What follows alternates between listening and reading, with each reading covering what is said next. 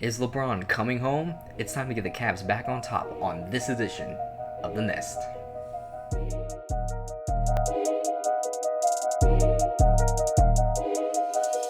Hello everybody, welcome back to The Nest RXP. My name is Robin, welcoming you back as we continue our rebuild of each NBA team, and we're nearing the end of all 30 teams. We're getting finally to the conference finals people in the Cleveland Cavaliers, so I'm very excited as we're nearing the end. It's been a long journey. Y'all have no idea how much work has been going into each one of these rebuilds, and this is one that I am very interested.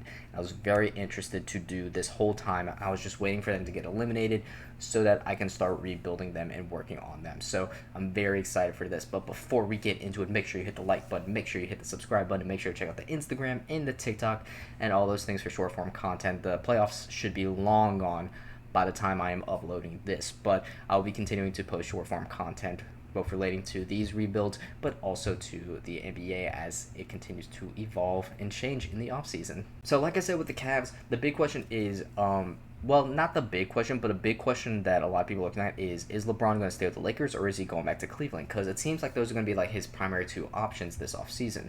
And in this instance, I do have them getting LeBron. Spoiler warning, I guess. I do have them getting LeBron in some shape or form. It's obviously a question of like, okay, can they get LeBron? Should they get LeBron? And I have them getting LeBron. I don't have them paying like super much for him. They were probably going to need to sign and trade him to a 3-year deal, but I don't have them signing him for more than 15-20 million per year or something like that. A nice medium ground so that he can end off his career and continue to compete with his hometown team. But before we get into all that, first thing you need to do is you need to trade Jarrett Allen. Now, I'm a huge Jarrett Allen fan. I love his game, and I love what he brought to this Cavs team in the playoffs. The issue is his contract plus Evan Mobley. They don't really fit well in the front court, and that's why I think out of those two, you need to trade Jarrett Allen so that Evan Mobley can step into that starting center position and hopefully break out a bit. So I have a trade that kind of gets rid of Jarrett Allen and gets some spacing back. If you're getting LeBron, you want spacing and you want defense, and I got that with this trade. So the trade looks something like this. It's a 3-team trade with the Celtics and the Timberwolves, and it looks something like this. The Celtics will acquire Rudy Gobert, the Cavaliers will acquire Derek White and Sam Hauser, and the Timberwolves will acquire Jarrett Allen and Max Strus. You may need to include some second-round picks or draft compensation or things like that, but if you're the Cavs, I think this is the trade you definitely need to pull the trigger on. You may not be getting the most value you can for Jarrett Allen and Max Strus, but you're getting two guys. You're clearing out some cap space. Ironically, yes, despite getting a worse contract than Derek White, you are clearing about $3-4 million in cap space in order to get this, and we're going to clear some more cap space later on. So you're getting two spacers in Sam Hauser and Derek White for Jarrett Allen and Max Strus.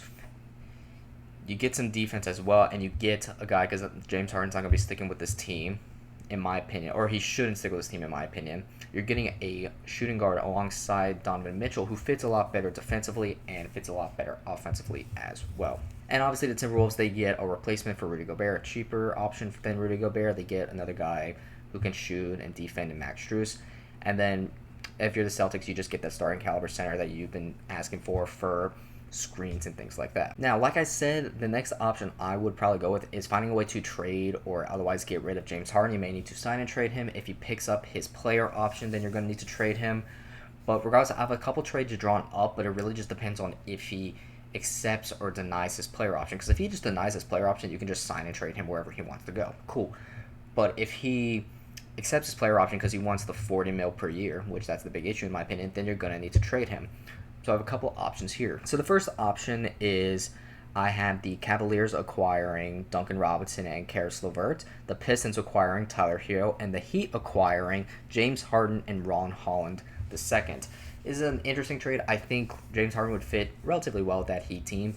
It's kind of just a cheap option. They don't really need Tyler Hero anymore. That's all they're giving up, and they're getting back James Harden. I think they would do that in a heartbeat. And obviously the Pistons, they get that second star alongside Cade Cunningham in Tyler Hero. And if you're the Cavaliers, you get Duncan Robinson, you get Karis LeVert, two guys who could be good for you and can be like good depth and spacing pieces as well. Another option is with the Magic and the Nets. So the Nets would acquire Jalen Suggs, Jonathan Isaac, and Jace Richardson, and a 2027 first-round pick via Orlando. The Cavs will acquire Michael Porter Jr., and the Magic will acquire James Harden. I had to combine Jarrett Allen and Dennis Schroeder's contracts in order to make James Harden contract on this trade machine. So the Magic will acquire James Harden. They get a legit point guard alongside Desmond Bane in the shooting guard position, and they give up Jalen Suggs, who is not really a true lead guard, but James Harden would fit better with that team.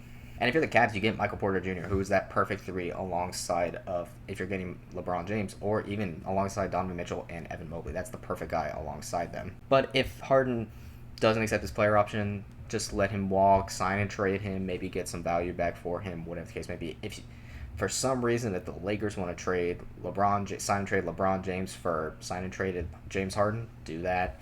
Whatever the case may be, you're getting off of James Harden somehow. So now, if you're going with, because I eventually went with the Michael Porter Jr. route because I think it's the most dream route. I don't know if it's the most realistic, but the most dream route in my opinion. I would then try and trade either Max Strus or Sam Hauser, whichever one Houston prefers, for Clint Capella and picks 39 and 54, just clearing out some cap space. You're getting Clint Capella, who can be a backup center for you if you wanted him to be, but I wouldn't. I'd have another trade for that in the future. But you're just getting some picks, and you could probably use those picks to sign and trade for LeBron James, or if you were able to keep those picks, I would then do this trade. So there's a couple ways you can do it. You can trade the picks plus Tyson for Yves Missi, Moussa Diabate, or you could do this 3-team trade that I drew up that kind of combines that. So the Cavs would get Daniel Gafford in this trade. The Pels will acquire Jalen Tyson, Clint Capella, picks 39 and 54, and the Mavs will acquire Yves Missi and pick 29. Just a nice little 3-team trade. Main reason I wanted the Pels to get this is because Tyson's brother just got drafted into the NFL by the New Orleans Saints, so I was trying to find a way to make that work, and this is how it worked out. But realistically, you just need to trade the picks plus Capella for a backup center, whether it's Yves Missi or Daniel Gafford. Daniel Gafford's obviously the better option, but Yves Missi is the younger and cheaper option as well. So after all that, depending on what you can sign LeBron James to, you may be able to re-sign Dean Wade. If not, sign and trade him, let him walk, and you don't get him back. That's the real loss in this, because Dean Wade was pretty good for them the last couple of years. But if whatever the case may be, you probably won't be able to re-sign him. However, if you are not able to get Michael Porter Jr., or if you're just losing Harden for nothing, there's a couple options that you can go with. You can either sign Kristaps Porzingis to a 2-year, $40 to $50 million deal. You can do that. He can be a good 4 alongside Evan Mobley, like a good 4 or 5 alongside Evan Mobley. You can sign Rui Hachimura to a 3-year, $50 million deal. Again, just another 3 or 4 that works alongside LeBron James. Or you can get Tobias Harris for a 3-year, $60 million deal. Any of those guys to basically be that another scoring option with this team. That's really just what you need, is that front court person to start alongside LeBron and Evan Mobley. And obviously MPJ, you would get him in the trade, and that's kind of the dream option. But any of those guys would work beautifully with this team for various reasons. And now with all those trades and all of that change, we've kind of gutted this team, but we've also made it a very scary team in theory. And it's still, I'm going to get into it in just a minute, but it's still a team that's paying a heavy toll, and it's a team that's very expensive at the same time. But you also have contracts like Michael Porter Jr. expiring. Derek White only has 1 more year in his contract. You'd probably need to extend Donovan Mitchell if this were to happen, but you got a ton of guys that are also expiring as well.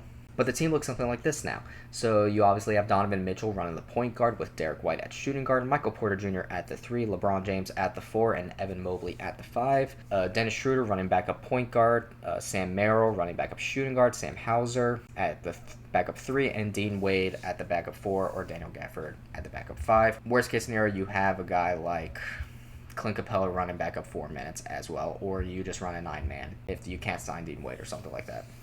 So regardless, I love how this team turned out. Again, it's extremely expensive because just going down the list, you have Donovan Mitchell making $40+ million a year. You got Derek White making $30 million, that's $70 million. Michael Porter Jr. is making $40 million on the dot, so that's $110 million. LeBron James will probably make 15 to 28 to maybe $25 million. Let's say 20 just to keep it safe. So that's I lost my train of thought. $130 million. And then Evan Mobley, I believe, is making $35 million. So that starting lineup alone is $160 to $170 million. Plus, Sam Hauser is making $10 million. Daniel Gafford's making $16 to $20 million. this is a very expensive team, but they're also a team looking to compete and a team that's looking to play hard. And if you can, worst case scenario, this doesn't work out, Michael Porter Jr. is expiring. You can sign and trade him, clear off 40 mil of cap space right there, and then you can just use that cap space plus LeBron James's like team options. Because if you get into a 3-year deal, you can obviously make the second and third years team options or player options, and he can just deny them, and that clears out more cap space as well. So that's why I like these trades so much, because it sets you up for now, so you can compete with LeBron James, you can compete with Michael Porter Jr., compete with Donovan Mitchell, and you have the option to clear cap space in a couple years or in a year and just kind of reset slowly and reset this team. And if you wanted to trade Donovan Mitchell after the fact, you now have a little bit of ability to do that as well. But let me know what you think. Do you think that LeBron James is going back to the Cleveland Cavaliers? And do you think that any team would be willing to make some of these deals? Because these are some crazy deals. Don't get me wrong. I completely know that these are crazy deals and that these are deals that are going to spark some outrage. But I love these deals for all the teams that are involved. I'm curious to think that if you agree, let me know in the comments down below. And make sure, like I said, to hit the follow and subscribe buttons. And until next time, y'all, peace.